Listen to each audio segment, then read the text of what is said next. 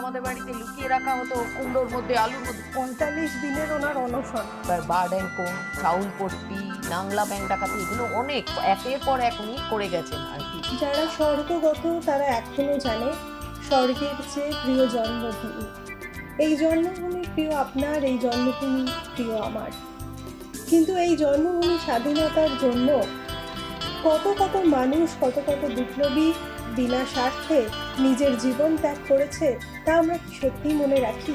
মনে রাখতে পেরেছি সকলকে? এমন অনেক মানুষ আছেন যারা প্রত্যাশা করেননি কিছুই, শুধু স্বপ্ন দেখেছেন। স্বপ্ন দেখেছেন স্বাধীন দেশে স্বাধীনভাবে চলার, স্বাধীনভাবে নিঃশ্বাস নেওয়ার। কিন্তু তারপর তার পরিণামে কি পেয়েছেন, এ এক দীর্ঘ প্রশ্ন। সেই প্রশ্ন থাক কিছুটা আপনার মনে, কিছুটা আমার মনে। তবে আজকে এক অন্য আলোচনায় কৃষ্টি পডকাস্টে এই প্রথমবার এক স্বাধীনতা সংগ্রামীর বাড়ি থেকে এবং তার পরিবারের মানুষের সাথে সরাসরি আমি সায়নী বন্দ্যোপাধ্যায় আজকে আলাপ করে নেব বিপ্লবী পরীক্ষিত চন্দ্র মুখার্জির নাচ বউ শ্রীমতী মঞ্জু মুখার্জির সাথে।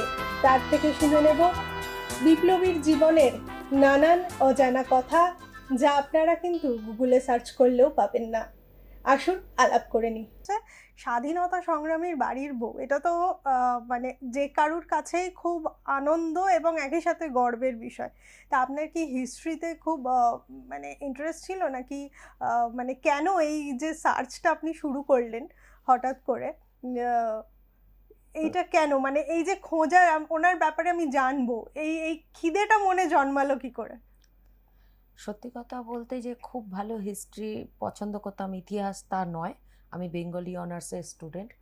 তা বিয়ের সময়তে 97-এ বিয়ে হয় যখন, তখন আমার যখন সম্বন্ধ আসে, বাবা ওই একটাই জিনিস দেখেছিল যে অনেক কিছু ক্রাইটেরিয়া ছিল তার মাথার মধ্যে, কিন্তু একটাই জিনিস দেখেছিল, ফ্রিডম ফাইটার পরিবার এবং এই পরিবার খুবই ভালো হবে, ব্যাস আর কিছুই দেখেননি। বিয়ে হয়, বিয়ে হওয়ার পর থেকে কাকা শ্বশুর বেঁচে ছিলেন, ছোটো কাকা শ্বশুর, পিসি শাশুড়ি, তাদের কাছে একটু একটু করে জিজ্ঞেস করতাম, গল্প শুনতাম। কখন যেন ওগুলো সংসারের মধ্যে আস্তে আস্তে আর কি মিলিয়ে যায়, ওই যখন দেখা হয় তখন একটু করে জিজ্ঞেস করতাম। আমার খুব ভালো লাগতো শুনতে ওনার কথাগুলো, সমস্ত কিছু। সেই শোনার থেকে একটু একটু করে উৎসাহ জন্মায়। আর সবথেকে বড় জিনিস যেটা, যারা কিনা আমরা ফ্রিডম ফাইটার পরিবারের নই আর কি, ছোটোর থেকে বড় হয়েছি একটু অন্যভাবে, সেই তারা তো ওইগুলো বইতে পড়েছি। একদম একদম বাঘা যতীনের কথা শুনেছি, তারপরে মাস্টারদা সূর্য সেন, বিনয় বাদল দীনেশ, আর আমার বাবা রিজার্ভ ব্যাংকে সার্ভিস করতেন, ওই পথ দিয়েই যেতেন, ওই রাস্তার নাম, ওই বাড়িতে গিয়ে গিয়ে গল্প করতেন, কথা বলতেন, আজকে মালা দেওয়া হলো, আজকে ফুল দেওয়া হলো। একটা অদ্ভুত টাইপের একটা মনে হতো যেন রক্ত কোথাও যেন একটা খুব উত্তেজিত হয়ে যাচ্ছে আর কি, এইরকম দেশের কথা শুনছি। তারপরে স্বাধীনতা দিবসের দিন আমাদের স্কুল কলেজ সব জায়গাতে একটু বিস্কুট লজেন্স, ওইটুকুর পরও আমার একটু খিদে থাকতো, ওইটা তো নেবই, কিন্তু তার সাথে সাথে কিছু কি যারা যারা বলতেন তাদের জীবনের কথা কিছু কিছু একটু শুনতাম, একটু বেশ ভালো লাগতো, একটু একটু একটু করে ভালো লাগা ছিল। এইবার ফ্রিডম ফাইটার পরিবারে তাদেরকে যখন দেখছি, তাদের মুখ থেকে যখন শুনছি, হ্যাঁ বাঘা যতীনের সাথে উনি কাজ করেছেন, একসাথে সহকর্মী ছিলেন, ওনার ডান হাত জানতো না বাঁ হাত কি কাজ করছে, বন্দুক আমাদের বাড়িতে লুকিয়ে রাখা হতো কুমড়োর মধ্যে, আলুর মধ্যে। আমার খালি ভাবতাম কি বইতে যেগুলো পড়ছিলাম, মা যেগুলো বলতো, বাবা যেগুলো বলতো, একদম হুবহু সেই রকম। ওইগুলোর থেকেই একটু গল্প শোনার উদ্দেশ্য, একটুখানি বেশ ইতিহাসকে জানার ইচ্ছা, এই করে করে শুনতাম। আর এই ধরনের গল্প বোধহয় আমাদের সকলের মনকেই একটু বেশি একদম। যখনই দেশের কথা আসে তখনই আমরা একটু দুর্বল হয়েই যাই। এবং এই ধরনের গল্প সচরাচর তো শুনতে, যেটা আমরা গল্প বলি সেটা তাদের ক্ষেত্রে সত্যি, মানে তারা এই জীবনটাকে যাপন করেছেন, কিন্তু আমাদের কাছে এটা সত্যি মানে একটা কল্পনার মতো মনে হয়।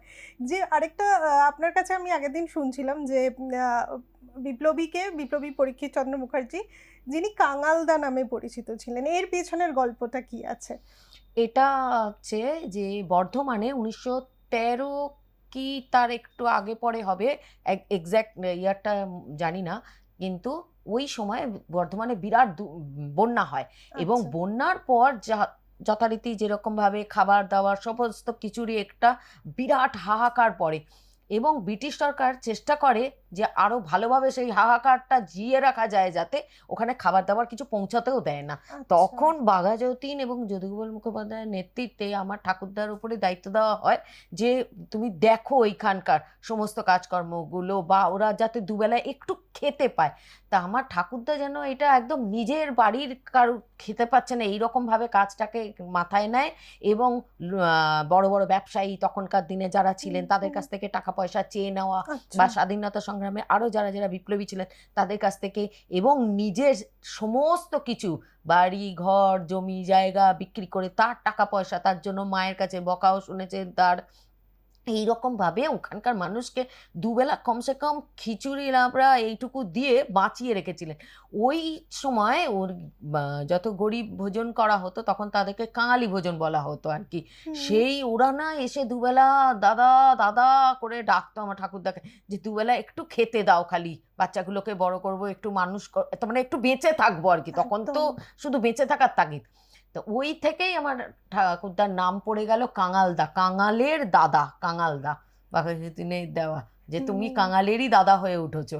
মানে বিষয়টা কত অদ্ভুত দেখুন, আমরা আজকাল যারা নিজেদের টুকু ছাড়া গণ্ডির বাইরে কিছু বুঝি না, এবং মানুষ ধীরে ধীরে কতটা স্বার্থপর হয়ে উঠেছে, এবং সেই সময় উনি নিজের সম্পত্তি বিক্রি করে অন্যের জন্য, যাদেরকে তিনি চেনেনও না তাদেরকে খাওয়ানোর জন্য এতটা স্যাক্রিফাইস, আমার মনে হয় সত্যি মানে ভালো লাগছে আজকে কথা বলে। এবং এমন এই কৃষ্টি পডকাস্টে প্রথমবার এই ধরনের একটি পর্ব এবং এমন একজন মানুষকে নিয়ে আলোচনা, আমার মনে হয় এটাও আমাদের কাছে অনেক বড় প্রাপ্তি। এবং আরেকটা যেটা প্রশ্ন জানতে চাই সেটা হচ্ছে, আপনি বলছিলেন আগের দিন যে চাউলপট্টি ডাকাতি, যেটাকে ট্যাক্সি ডাকাতি বলেও বলা হয়, তার উনি মাস্টার মাইন্ড ছিলেন। সেইটাও সেই গল্পটাও শুনবো, কারণ এই কোনো গল্পই তো আমরা কোথাও সেইভাবে পাই না, এবং আপনাকে আমরা পেয়েছি, তো এই গল্পটা তো একটু শুনতেই হবে। সেটা হচ্ছে বিপ্লবী দলের জন্য প্রচুর অস্ত্র কিনতে হবে, এবং সেই লড়াইটাকে চালিয়ে জিয়ে রাখতে হবে, চালিয়ে যেতে হবে। তার জন্য প্রচুর অর্থের দরকার পড়েছিল। তা তখন অর্থ আসবে কি করে? এবং দলও তো অনেক ছিল। কোনো দল পছন্দ করতো, যুগান্তর দল ছিল, অনুশীলন দল ছিল, কেউ পছন্দ করতো যে ডাকাতিটা হোক, কেউ বা পছন্দ করতো ডাকাতি হবে না। এইবার ঠিক করা হলো রুলস, যে ডাকাতি করতে গেলে তার অনেকগুলো ধাপ তোমাকে ক্রাইটেরিয়া ফুলফিল করতে হবে। তার মধ্যে হচ্ছে মহিলা বাচ্চাদের গায়ে হাত দেওয়া যাবে না, এবং দলের 4টে ভাগ থাকবে। এক দল ভেতরে যাবে, গিয়ে ইঙ্গিত দিলে তারপরেই গিয়ে সেকেন্ড দল ঢুকবে, ঢুকে তারপরে তালা ভাঙা হবে, এবং মহিলাদের গায়ে কোনো গয়না নেওয়া হবে না, সেই রকম ভাবেই বলা থাকতো। এবং যা কিছু নিয়ে বেরোনো হবে সেইটা তৎক্ষণাৎ কিভাবে ভাগাভাগি করে এবং কার কাছে কতটা গেল সেটা সবকিছু আলাদা আলাদাভাবে তারা বেরিয়ে যাবে। পরবর্তী কোনো একটা সময় একটা জায়গায় এসে তারা মিলিত হয়ে এই টাকাটা ভাগ করে বা গয়নাগাটি যা কিছু ওনারা উদ্ধার করতেন এর মাধ্যমে। আর বিশেষ করে ভালো মানুষকে অবশ্যই তারা বাদের খাতায় রাখতেন, যারা কিনা ইংরেজদেরকে হেল্প করতো, প্রচুর অর্থ ইনকাম করেছে, সেই তাদের ঘরগুলোকেই বিশেষ করে। এবং চাইতো প্রথম প্রথম গিয়ে তারা চাইতো, আগে মানে বলতো যে আমরা এগুলো করতে চাই না, তোমরা আমাদেরকে কিছু সাহায্য করো, দেশের স্বার্থে, দেশ তো তোমারও আমার যেমন যতখানি, কিন্তু ব্রিটিশদের সাহায্য করো না। তা যারা যারা শুনতো না এইরকম ঘর বেছে বেছেই কিন্তু ওনারা করতেন। ওই জন্য অনেকগুলো ওনাদের নিয়ম কানুন ফলো করে তারপরে গিয়ে, আর শিশু আর স্ত্রীর গায়ে যে যত গয়নাই থাকুক না কেন কিছুতেই তাদেরকে আঘাত করা যাবে না, হাতও দেওয়া যাবে না। এই করতে করতে ওনারা আমার ঠাকুরদার উপর দায়িত্ব পড়লো বাঘাযতীনের নেতৃত্বে, যে ডাকাতির মাধ্যমে টাকা তুলতে হবে। এবার bird and co, Chaulpatti, Nangla bank ডাকাতি, এগুলো অনেক একের পর এক উনি করে গেছেন আর কি। তার মধ্যে চাউলপট্টি ডাকাতিটাতে বেশি ইন্টারেস্টিং, সেটা হচ্ছে বারবার ট্যাক্সি চেঞ্জ করে করে ওনারা এমন নাকানি চোপানি খাইয়েছিলেন পুলিশকে। পুলিশ একবার শুনছে 5 জন মিলে এদিকে গেছে, সেদিকে দৌড়াচ্ছে, আবার দেখছে না ট্যাক্সি চেঞ্জ করেছে, 5 জন মিলে এদিকে গেছে, আবার ওদিকে গেছে। ওই রডা অস্ত্র 3খানা নিয়ে ওনারা ভয় দেখিয়েছিলেন, কাউকে মারেনও নি, কিচ্ছু না কোনোদিনই। ওই 3টের মধ্যে একটা ওই চাউলপট্টিতে সেই ট্যাক্সিতেই ভুল করে ফেলে রেখে চলে যান। এবং ওনার সাথে আরও অনেকে ছিলেন, তার মধ্যে আপনার নরেন ভট্টাচার্য, এম এন রায়, এই নামটা তো বলতেই হয় আর কি, সবাই মিলে একসাথে করেছেন তবু এনারা তার মানে এমনভাবে সবাইকে ঘোল খাইয়ে দিয়েছিলেন যে পুলিশ বাধ্য হয়ে ওটা ট্যাক্সি ডাকাতিটাকে বলতে লিখতে বাধ্য হয়েছিলেন, এবং বলেছিলেন যে তার মানে এই ডাকাতিটার মাধ্যমে একটা যেন অদ্ভুত টাইপের কলকাতার মানুষের যে এত বুদ্ধি খাটিয়ে কিছু করতে পারে তার জন্য ওনাকে মাস্টার মাইন্ড এরকমও লেখা আছে পুলিশ বাহিনীর একটা হতো। আচ্ছা, মানে এটা পুরো মনে হচ্ছে, আপনার কথা শুনে মনে হচ্ছে পুরো আমি একটা সিনেমা দেখছি মনে হচ্ছে। আমরা তো সিনেমাতেই জেনারেলি এই ধরনের ঘটনা মানে দেখেছি। সত্যি মানে কত অবাক লাগে না ভাবলে। আমার কাকা শ্বশুরের মুখে যখন শুনেছি এটা, তখন আমিও না অবাক হয়ে গেছি, কারণ যখনই দেখা হতো ওনাদের বাড়িতে সবসময় তো এইটা জিজ্ঞেস করবো বলে যেতাম না হ্যাঁ, ঠাকুরদার কথা। একটা কোনো অনুষ্ঠান আমি হ্যাঁ, মানে কাকাকে তার নিয়ে, মধ্যে সময় হ্যাঁ করে বলুন বলুন, তারপরে বাবা আপনার বাবা কি করলো, তারপরে এটা কি হয়েছিল, তারপর ওইটা কি হয়েছিল, এই উনি যখন বলছিলেন না তখন আমার মনে হচ্ছে কি আমিও স্পষ্ট দেখতে পাচ্ছি এরকম ভাবে নিয়ে চলে যাচ্ছে এইভাবে এই মানুষগুলো। তো মানে এত ওনারা বুদ্ধি ক্ষিপ্ত ছিল আর কি। আর আমার ঠাকুরদা বরাবরই একটুখানি আলোর আঁধারেই থাকতে পছন্দ করেছেন। তার মানে এইসব করেছেন বলে কিছু নিজে লিখে গেছেন বা কিছু, সেগুলো কারোর কাছে তো পাবো না আমরা। ওই কাকা শ্বশুর ছিলেন, পিসি শাশুড়ি ছিলেন, এরা যতটা করে বলে গেছেন বলে তাই। আর তখনকার যারা ফ্রিডম ফাইটার জীবিত ছিলেন তারা যা যা বলে গেছেন বা লিখিত রয়েছে, এই মহাজাতি সদন থেকে একটা লিফলেটও বেরিয়েছিল, কিছু কিছু কথা সেখানেও পাওয়া যায় আর কি। আচ্ছা, ওনার ছবিটাও আছে ওখানে। আরেকটাও তো একটা খুব মানে ইন্টারেস্টিং বিষয় হচ্ছে, সেটা হচ্ছে একটা মিষ্টির দোকানকে ঘিরে, যেটা হ্যাঁ, আপনাদের মিষ্টির দোকান ছিল হ্যাঁ, শিয়ালদা অঞ্চলে, একদম যেটা বিপ্লবীদের একটা মানে আস্তানা। আস্তানা ছিল হুম, সেই সময়। এবং ঠিক। সেখানেও একটা গল্প আছে, সেটাও সেটাও এবার এবার সেই গল্পে যাওয়ার পালা। হ্যাঁ, ঠিকই বলেছে ওটা। ওনারা তো জীবন দিয়ে করে গেছে। ওনার নামটাই ছিল জীবনী সংগ্রাম, সংগ্রামী জীবন। তো ওনার কিছু লেখার আগেই এইভাবেই লিখতেন আর কি সবাই, যারা যারা লিখে গেছেন একটু একটু করে। তা আমাদের একটাই কি দোকান ছিল। ওই দোকানের একটুখানি রোজগারেই আর কি সংসারটা একটু সচ্ছলভাবে চলতো। সেটা ছিল মিষ্টির দোকান, খাবার, বাংলার খাবার। আর আচ্ছা, ওই দোকানের নামটা ছিল খাবার। হ্যাঁ, খাবার। আচ্ছা, আর সবাই মুখে মুখে প্রচারিত ছিল বাংলার খাবার বলে। আচ্ছা, আর ওই দোকানের উদ্বোধন করেছিলেন চিত্তরঞ্জন দাস। ঠিক আছে? আচ্ছা, হ্যাঁ, এবং একটা ক্যালেন্ডারও ছিল, লিফলেট প্রচুর পরিমাণে বিলি করা হয়েছিল সেই সময়। তা উদ্বোধনের পরপর তারপরে কি হয়ে ওই দোকানের তলায় আর কি একটা আন্ডারগ্রাউন্ড মতো জায়গা ছিল, সেখানে বিপ্লবীদের আস্তানা ছিল। প্রায় সময় আর কি ওখানে বৈঠক হতো, কিভাবে পরবর্তী কার্যক্রম হবে, হুম, কি হুম, হবে হুম, না হবে। হুম। এবার ওনারা বুঝতে পারতেন যে কেউ কখনো ফলো করছে কিনা, বড় বড় নেতারা তো আসতেন ওখানে। তা ওদেরকে খেয়াল রাখার জন্য আবার আমার ঠাকুরদা বাইরে মাঝে মধ্যে দাঁড়াতেন বা কিছু করতেন এরকম। একবার কি হয়, দুজন আপনার তখনকার দিনে ওদেরকে আমার ঠাকুরদারা খোঁচর বলতো আর কি, যারা কিনা খবর দিয়ে খবর দিত। দিয়ে দিত। হুম, তা হুম। ওই পুলিশের ওই দুজন আর কি খবর পেয়ে যায়, টিপ পেয়ে যায়, দিয়ে ওখানে ঢুকে পড়ে। ওই সময় মিটিং চলছে, মানে এমন আচমকা অবস্থা, ঢুকে পড়ে। আচমকা ঢুকে পড়ে।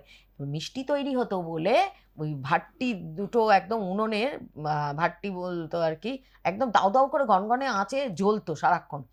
আমার আচ্ছা, ঠাকুরদার গায়ে জোরও ছিল, লাঠি খেলা জানতেন, তরবারি জানতেন, সব কিছু জানতেন।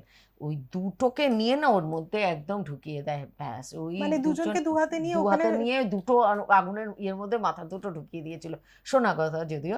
তারপরে ওই ওনাদের খোঁজেই পুলিশ এসে রেড করে এবং দোকানটাও বন্ধ করে দেয়।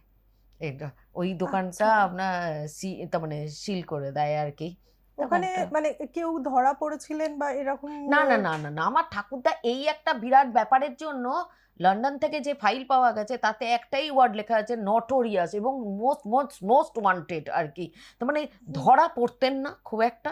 আর যদিও বা দু একবার পড়েছেন, তার জন্য ওনাকে এমনি কোনো সাজা ছাড়াই আর কি, যে হ্যাঁ ইনি দোষী সাব্যস্ত হয়নি কিন্তু এনাকে দোষী ধরা হচ্ছে, এরকম হিসাবে ওনাকে সন্দেহবশত বহু বছর জেল খেটেছেন, প্রায় 15-16 বছরের উপর জেল খেটেছেন আমরা শুনেছি আর কি।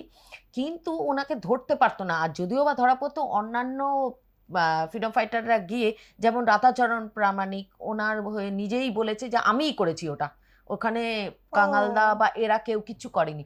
এরকম প্রচুর ইতিহাস আছে যে ঠাকুরদাকে ছাড়িয়ে নিয়ে চলে আসতেন বাঘাযতীন, মাস্টারদা সূর্য সেন, এরকম সব মানুষেরা, যাতে আচ্ছা। পরবর্তী নেক্সট পদক্ষেপের জন্য ওনাকে তৈরি করা যায় এবং উনি এগিয়ে যান।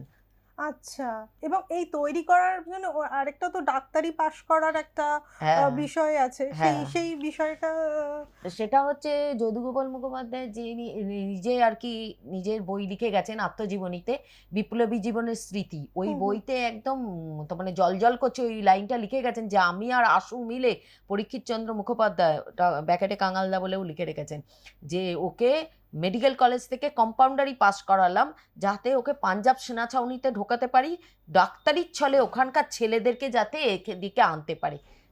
ও আচ্ছা এইটার জন্য ওনাকে কম্পাউন্ডারি তারা রাতারাতি পাস করানোর একটা আচ্ছা পরিকল্পনা করে এবং ওখানে পরীক্ষা দিয়ে উনি পাস করেন। উনি সায়েন্সের স্টুডেন্ট ছিলেন এমনিতে, ভীষণ মেরিটোরিয়াস ছিলেন, দারুণ পড়াশোনায় ছিলেন এবং পরিবারও বিশাল সচ্ছল ছিল। আমরা বাংলাদেশের বাড়িটিও পেয়ে গেছি এখন। তার এখনো পর্যন্ত তার কোনো না কোনো উত্তরসূরি রয়েছেন এবং জমি জায়গা এখনো বেশ কিছু রয়েছে ওখানেও। তা উনি চাইলে অনেক ভালো জীবন কাটাতে পারতেন, কিন্তু উনি বেছেই নিয়েছিলেন। এবং এটার পিছনে আরও একটা জায়গা আছে, যেটা হচ্ছে বাঘাযতীন যে 1915তেই কিন্তু দেশ স্বাধীন করে ফেলতে পারতেন যদি মাভারিন জাহাজটা আপনার সঠিকভাবে এখানে পৌঁছে যেত। যা হয় সবার মধ্যে, অনেক দলের মধ্যেই তো অনেক আর কি বিশ্বাসঘাতক বিশ্বাসঘাতক থাকে আর কি, তা এনাদের মধ্যেও কয়েকজন ছিল। সেটা বলে দেওয়াতে 1915তে সেই মাভারিন জাহাজও এসে পৌঁছায়নি এবং তার জন্য আমার ঠাকুরদারা বিরাট রেকি করেছিলেন। উনি সাইকেলের দোকান, মুদির দোকান করে করে বিভিন্ন জায়গাতে উনি ছক করতেন যে কোথা থেকে কে কিভাবে যাবে আসবে, কোথায় থাকবে, গ্রামে কত লোক রয়েছে, কত লোক খবর দিতে যেতে পারে, কত ভালো মানুষ রয়েছে, এরকম নানান রকম সব খবরাখবর উনি গিয়ে থাকতেন বছরের পর বছর। বাড়ির লোকেরাও বুঝতেও পারতো না, জানতেও না। আমার বাড়ির লোক তো হঠাৎ করে আমাকে বলেছিল ঠাকুরদা জানো তো ওষুধ দিতে পারে। পরে আমি এইটা যখন বেরোলো তখন আমি বুঝলাম, বাড়ির লোককে দেখানো তো ওরাও বাবা বলছে ও উনি কম্পাউন্ডারিও পাস করেছিলেন, পাঞ্জাবেও ছিলেন, ওই জন্য অত ভালো, খুব ভালো নাকি হিন্দিও বলতে পারতেন আর আচ্ছা, কি। মানে বাড়ির লোকেরা জানতেন না উনি না না কম্পাউন্ডারি পাশ করেছেন? না না উনি কোথায় যেতেন কি সেটা করতেন পুরোটাই আহ, একদম বাড়ির লোককে কিচ্ছু বলতেন না। বলছি না ওনার ডান হাত জানতো না বাঁ হাত কি কাজ করছে, আর বাঁ হাত জানতো না ডান হাত কি কাজ করছে। ওই জন্য ওনার সম্বন্ধে যে প্রচুর লেখা আছে কোথাও কোথাও, এরকম নেই। একবারে পুরো আত্মজীবনী লেখা আছে, উনি নিজেও এগুলো পছন্দ করতেন না। আমাদের বাড়িতে বিধানচন্দ্র রায় 3বার এসছেন এবং উনি একটা চিঠি পর্যন্ত দিয়েছিলেন যে একটা পদ নাও তুমি। তখনকার পুলিশ কমিশনার এসেছিলেন। আমাদের শিয়ালদায় একটা ঘটনা আছে যে ওই ফার্স্ট টাইম দেখেছে, সবসময় লোকে কি দেখে, পুলিশ তাড়া করছে আর হুম কি, হুম ডাকাত গুন্ডা সবাই দৌড়াচ্ছে। আমার ঠাকুরদা তাড়া করেছিল এবং পুলিশ কমিশনার দৌড়াচ্ছে।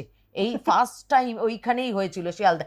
এবং বন্ধুত্ব কিরকম ছিল, সেও তার ক্ষমতা ব্যবহার করেনি যে আমাকে তুমি তাড়া করছো। হুম সেও বলতে এসছে যে নিয়ে মেনে নাও এই স্বাধীনতা, আমরা তো সবাই মিলেই আর কি এটা জড়িত হবে। তো মানে একটা তো ভয়ঙ্কর সিচুয়েশন হয়ে গেছিল না তখন। এই স্বাধীনতা মেনেও নিতে পারছে না, আবার বেশ কিছু মানুষ এই স্বাধীনতাটাকে মেনে নিয়েছে, নিয়ে পদ নিচ্ছে। এই যে একটা দোলাচল উনি একদম মেনে নিতে সেটাই পারেননি। আমি মানে পরবর্তী কোশ্চেনে আসছিলাম যে যখন স্বাধীনতা 47, উনি তো 47-এর হ্যাঁ মানে তখন 56তে ছিলেন, হ্যাঁ উনি হ্যাঁ। তখন দেখেছেন এবং হুম, আহ, উনি মন থেকে মেনে নিতে কতটা পেরেছিলেন এই স্বাধীনতার জন্যই কি এত সংগ্রাম, এত কিছু হ্যাঁ এটা খুব আঘাত দিয়েছিল ওনাকে। উনি লাস্টের দিকে একদম কথা বলতেন না। আমার মামা শ্বশুর এখনো জীবিত আছেন, তিনি বলেন যে একদম কথা বলতেন না, একদম চুপচাপ হয়ে গেছিলেন, একদম একদম কথা বলতেন না। আর ওনার মতো যারা আরো সবাই আর হুম, কি এটাকে মেনে নিতে পারেনি। অনুশীলন ভবনে, কুদঘাটে অনুশীলন ভবনে ওনার যাতায়াত ছিল। তো ওখানে যারা যারা জীবিত ছিলেন আর কি, তারা পর্যন্ত তো মানে কোনো রকম সাহায্য তো দূর কি, বা আটা গুলে খেয়ে নিত, আমি এটাও শুনেছি। যে ওই রকম রুটি করবার মতো যদি ক্ষমতা না থাকে বা গ্যাস জ্বাল দেওয়ার মতো ওইসব কিনতে না পারি আর কি, কাঠকয়লাও তো কিনতে হবে। তা ওইসবও কিছু কিনতেনও না। পরবর্তীকালে গ্যাস আসার পরেও ওনাদেরকে কেউ হয়তো একটা দিয়েছিল টিয়েছিল, কিন্তু ওখানকার ফ্রিডম ফাইটাররাও আর কি এইটা মেনে নিতে পারিনি। এই যে এত লড়াইয়ের পর এই যে দেশ ভাগ হয়ে যাওয়া, এই হুম, যে একটা তো মানে দুটো দেশ হয়ে যাওয়ার জন্য নিজের ভাই বোন পর হয়ে গেল রাতারাতি, এটা কে বললো, কোথায় ডিসিশন হলো, কিভাবে হলো? আমাদের জীবনটা তো এই না তো পরিবারের হলো ওনারা, না দেশের হলেন ওনারা, কিছুতেই ওনারা মানিয়ে নিতে পারছিলেন না। ওই জন্য কোনো পত্রত্র নেওয়া দূরের কথা, একদমই কিছু নেন আর কি। একদম একদম নিঃস্বার্থ ভালোবাসা, দেশের প্রতি নিঃস্বার্থ হ্যাঁ, ভালোবাসা। এই মানুষই অন্য ছিলেন এনারা, এই ভগবানের স্থান আর কি এনাদের। ভগবানের যেমন নিঃস্বার্থভাবে কাজ করে যায়, কিছু চাওয়ার পাওয়া নেই, ঠিক এনাদেরও তাই আর কি। আরেকটা প্রশ্ন আমার মানে খুব জানতে ইচ্ছে করছে, আপনিও একজন গৃহবধূ, আমিও তাই, এবং আমরা জানি যে একজন স্বাধীনতা সংগ্রামী সে তো দেশের জন্য লড়ছে, এবং ঠিক সেই সময় বাড়ির লোকেরা, ওনার স্ত্রী, ওনার সন্তানরা সেইটা সারভাইভ করা সেই সময়তে কতটা ডিফিকাল্ট ছিল, সেই বিষয়ে কোনো কিছু জানতে পেরেছিলেন? হ্যাঁ, আমার ঠাকুমা শাশুড়ি বহুদিন জীবিত ছিলেন এবং তিনি অনেক কথাই বলে গেছেন, বা তার ছোট ছেলেরা তো দেখেছে মায়ের সংগ্রামটা। সব তার মানে বাড়ির লোকের কথাটা না আরো কেউ বলে না, এটা আরেকটা জায়গা যে ফ্রিডম ফাইটারদের নিয়ে যাও বা আলোচনা হচ্ছে, যেসব মহিলারা এগিয়ে এসেছিলেন তাদেরকে নিয়েও একটু একটু আলোচনা হয়, কিন্তু বেশি লড়াইটা লড়েছে বাড়ির লোক। না জানে সে জীবিত আছে কিনা, না জানে তার কিছু ক্ষতি হয়েছে কিনা, সে খেতে পাচ্ছে কিনা, এদিকে বাড়ির লড়াই হচ্ছে, কোনো রোজগারের লোক নেই, ছেলে মেয়ে রয়েছে এতগুলো। তা আমার ঠাকুমা শাশুড়ি সেখানেও বাঁচার একটা বিরাট বেঁচে থাকতে হবে, সেই সংগ্রামটা তো অন্য সংগ্রাম, এবং আশপাশের লোক আরো বেশি জ্বালাতন করে মেরে দিত। ফিরেছে নাকি তোমার বর ফিরেনি, তাহলে ও বোধহয় আর ফিরবে না এবারে, মনে হচ্ছে যা এই যা দেশের অবস্থা। এক একজন এক এক রকমের মন্তব্য করতো, নানান রকমের সেই সব উত্তর দিতে হতো। আচ্ছা, আমার ঠাকুমা শাশুড়ি একটা বিরাট ব্যাপার ছিল যে উনি 7 ভাইয়ের একটাই বোন ছিলেন, 7 ভাই চম্পা বলা হতো ওনাদের বাড়িটাকে। তাই সেই হিসাবে ভাইদের একটা বিরাট ভালোবাসা সাপোর্ট ছিল বলে উনি কোনো রকমে সারভাইভ করেছেন। কিন্তু বারবার কি আর কারুর চাইতে ইচ্ছা করে, কারুর ভালো লাগে? সেই ওনারও সেই পরিস্থিতিটা ছেলেমেয়েরা দেখেছে চোখে সচক্ষে আর কি, যতদিন জীবিত ছিলেন। কাকা পিসি বলতেন যে কি কষ্ট করে যে মা খাইয়েছে। আবার কখনো কখনো ভাইয়েরা বলেছে আর কিছু লাগবে, বলে না না না হয়ে যাবে। দেখা গেছে একবেলা করে 7 দিন খেয়েছে, এরকমও হয়েছে। বিরাট কষ্টে কাটিয়েছেন, বিরাট। তবে হ্যাঁ, এটাও আবার ঠিক, কখনো কখনো দেখা গেছে খামে করে কেউ একটা টাকা পাঠিয়ে দিয়েছে, কে সেটা আজও জানা যায়নি। ফ্রিডম ফাইটারদের জীবনী না তার মানে কি বললো, রহস্যময় আর কি, ধাঁধায় ঘেরা, যে তুমি দেশের জন্য করছো। কিছু কিছু মানুষ এই দায়িত্বগুলো আমরা যখন পরে বইটই পড়লাম তখন দেখলাম কেউ কেউ এইরকম দায়িত্ব নিয়েছিলেন যে ও তো দেশের জন্য এইরকম কাজ করছে, তাহলে ওর পরিবারটা চলবে কি করে। তাহলে কখনো কখনো কিছু মনে করলে পাঠিয়ে দিতেন সেই সব সংসারগুলোর মধ্যে, আচমকাই কিছু না কিছু চলে আসতো। ঠাকুরদা প্রচণ্ড প্রিসিয়াস ছিলেন দেশের জন্য, দশের জন্য। আমাদের আর কি তখন যারা নেতা ছিলেন তারা ভীষণ স্নেহ করতেন। যদুগোপাল মুখোপাধ্যায় স্নেহভাজন ছিলেন। তারপরে মাস্টারদা সূর্য সেনের ওখানেও আমাদের কিছু অস্ত্রের জন্য এই টাকা গেছিলো, এই চলপটি ডাকাতির টাকাগুলো। আচ্ছা, সব থেকে আরও একটা খবর যেটা, সেটা হচ্ছে উনি 45 দিন অনশন করেছিলেন আপনার হাজারিবাগ সেন্ট্রাল জেলে অরুণচন্দ্র গুহর সাথে। আমরা একবেলা অনশন মানে কি, খাওয়া টাওয়া যদি একটু দেরি হয়, ওরে বাবা শরীর টরীর খারাপ করে গ্যাস অম্বল হয়ে নানান কাণ্ড। ওনারা ওই জেলে আপনার কয়েদিদেরকে প্রচণ্ড বাজে মানের খাবার দেওয়া হতো, একদম তেমন চালে পোকা, ডালে জল, এবং সেটা ভারতীয়দের ক্ষেত্রে, হ্যাঁ ভারতীয়দের ক্ষেত্রে আবার বেশি, হ্যাঁ সেটা আমরা শুনেওছি। নেতাজিও এই অনশন করেছিলেন পরের দিকে নেতাজির সাথেও আবার অনেকে করেছেন, কিন্তু আমার ঠাকুরদারা করেছেন একদম সেই প্রথম দিকে আর কি, 1918-18তে এইরকম অরুণচন্দ্র টানা 45 দিন ঠাকুরদাকে পাইপ দিয়ে খাইয়ে দেওয়া হয়েছিল। ওই পাইপটা ঢোকাতে গিয়ে হার্টে কোথাও একটা কিছুতে লেগেছিল। তখনকার দিনে তো এত এক্সরে মেশিন বা এত চিকিৎসাও ভালো ছিল না। ওইটা কোনো রকমে একজন ক্যাপ্টেন বলে শিয়ালদাতে, আজও তার বাড়ি আছে, আমি তার বাড়িটাও খুঁজে বার করেছি, ওই ডাক্তারই ওনাকে একটু সুস্থ করে রাখতেন আর কি। খুব যন্ত্রণা করতো ওনার বুকে টুকে মাঝে মধ্যেই, তারপরে শ্বাসকষ্ট এসে গেল, নানান রকমের প্রবলেম এসে গেছিল বয়সে, খোঁচাতে কোনো ভাবে কিছু আঘাত লেগেছিল, জোর করে সবাইকেই খাইয়েছিল ঠাকুরদাকে 45 দিনের মাথায় ওইটা পেরেছিল, যখন একটু শরীরটা দুর্বল হয়েছে আর কি। আচ্ছা, একটা কথা আপনি বলছিলেন যে 45 দিনের ওনার অনশন, এবং সেই মানে আপনি বলছিলেন যে আমরা একবেলা সত্যি না খেয়ে থাকতে পারি না, সেখানে দীর্ঘ 45 দিন ধরে ওনার এই অনশন, এবং তার ফলে ওনার একটা শারীরিক সমস্যা হয়েছিল। একদমই ওই আপনার হাজারিবাগ সেন্ট্রাল জেলে ওনার 45 দিন অনশন করেন। ওই তার মানে কয়েদি যাদেরকে আর কি, সেই তাদের সাথে বিশেষ করে আমাদের ভারতের আর কি, যাদেরকে সবাই তো বিপ্লবী, সেই তাদের ওপরে এত অত্যাচার করতো। এবং তার সাথে খাবার সব থেকে বাজে জিনিস, যেটা এত বাজে খাবার দিত, পোকা চালের ভাত, ডাল বলে তো কিছু নেই, জল আর কি। সেই খাবারটার বিরুদ্ধে ওনারা বলেছিলেন যে আমরা তো আর চোর ডাকাত নই, আমরা দেশের স্বার্থে এটা করেছি। তা সেটার জন্য খাবারটা তো কমসে কম একটুখানি ভালো প্রাপ্ত আর কি। তা সেইটাকে নিয়েই ওনারা অনশনটা শুরু করেন হাজারিবাগ সেন্ট্রাল জেলে। ওনার সাথে অরুণ চন্দ্র গুহও ছিলেন আর কি। 45 দিন অনশনের পর প্রপার খাবারের একদম শুধু খাবার একটুখানি, যে সেইটাও এত বাজে দিচ্ছে আর কি, অপমান এটা একটা সাথে। তা সেটার জন্য ওনারা 45 দিন, ওনারটা আর কি 45 দিন অনশনের পর উনি যেহেতু শারীরিকভাবে একটু দুর্বল ছিলেন, পাইপ দিয়ে খাইয়ে দেওয়াতে কি হয়, শ্বাসনালীতে গিয়ে লেগে যায়। ওইটার জন্য উনি বাকি যতদিন বেঁচে ছিলেন, জীবিত ছিলেন, ও খুব কষ্ট পেয়েছেন। ওনার শ্বাসকষ্টের একটা বিরাট প্রবলেম ছিল। এবং শিয়ালদায় একজন বিরাট মাপের ডাক্তার ছিলেন, উনি আগে মিলিটারির ডাক্তার ছিলেন, ক্যাপ্টেন। তা ওই ক্যাপ্টেনই ওনাকে বলা হতো, ডক্টর ক্যাপ্টেন। তো উনি একমাত্র ঠাকুরদাকে ওষুধ দিলে ঠাকুরদা একটুখানি স্বস্তি পেতেন ওনার ওষুধে। ওই জন্য ভগবানের মতো মানতেন ওনাকে। ওনার বাড়িটা এখনো শিয়ালদায় আছে। ডক্টর ক্যাপ্টেন মানে উনিও কি কোনোভাবে স্বাধীনতার সাথে যুক্ত ছিলেন? হ্যাঁ, সব ফ্রিডম ফাইটারদেরকেই আর কি, উনি না ওইভাবে যুক্ত ছিলেন না, ডাক্তারিটাই করতেন মেনলি, কিন্তু এদেরকে হেল্প করতেন বিরাট ভাবে।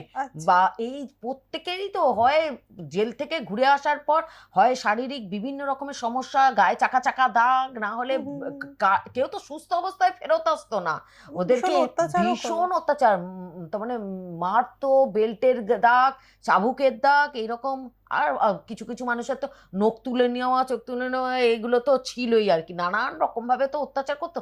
তো উনি ওই এদেরকে দেখতেও যাতে ডাক্তার না আসে তার জন্য ওনারা ব্যবস্থা করতো। তো ওই গোপনেও উনি দেখতেন আর কি, অনেক ব্যবস্থা করতেন গোপনেও, যাতে ওষুধ দিয়ে তাড়াতাড়ি করে ওদেরকে সুস্থ করা যায় আর কি। তা আমার ঠাকুরদার চিকিৎসাটাও উনি করতেন। আর শিয়ালদার তো একটা কি বলবো আর কি, বিপ্লবী ক্ষেত্র ছিল আর কি। হ্যাঁ, তো মানে গলিতে গলিতে প্রচুর বিপ্লবী ছিলেন আর কি। আমার ঠাকুরদা খুব লাকি ছিলেন, সেই সময়টা একটা বিরাট অগ্নিযুগ ছিল আর কি, ঘরে ঘরে এরকম ছিল। আমাদের দেশ লাকি অ্যাকচুয়ালি এরকম একজন সোনার মানুষকে পেয়েছে। এবং সত্যি এই স্বাধীনতার কথা উঠলে এত রকম একটা অন্য একটা ফিলিংস, এটা মনে হয় কোনো শব্দের মাধ্যমে আমি বোঝাতে পারবো না সেটা আমাদের ভেতরে কি হয়। এবং যখন আপনার কাছে এই কথাগুলো শুনছি আমার মনে হচ্ছে এই চলতেই থাকুক এই কথা। এবং আপনার যেরকম মনে হতো না যে আরও শুনি কি করেছে, আরও শুনি কি হয়েছে, এইগুলো জানার খিদেটা আরও মানে বেড়ে যাচ্ছে। এরপরে আরেকজন সদস্যকে ডেকে নিই, যিনি পরীক্ষিত চন্দ্র মুখার্জির, বিপ্লবী পরীক্ষিত চন্দ্র মুখার্জির নাতি। উনিও আমাদের আজকের এই পডকাস্টের একজন বিশেষ অতিথি। এবং নাতি নাতবউ, একজন বিপ্লবীর বাড়ির নাতি নাতবউকে পাওয়া আমাদের সত্যি পরম সৌভাগ্য। আসুন এবার ওনার সাথে আলাপ করে নিই।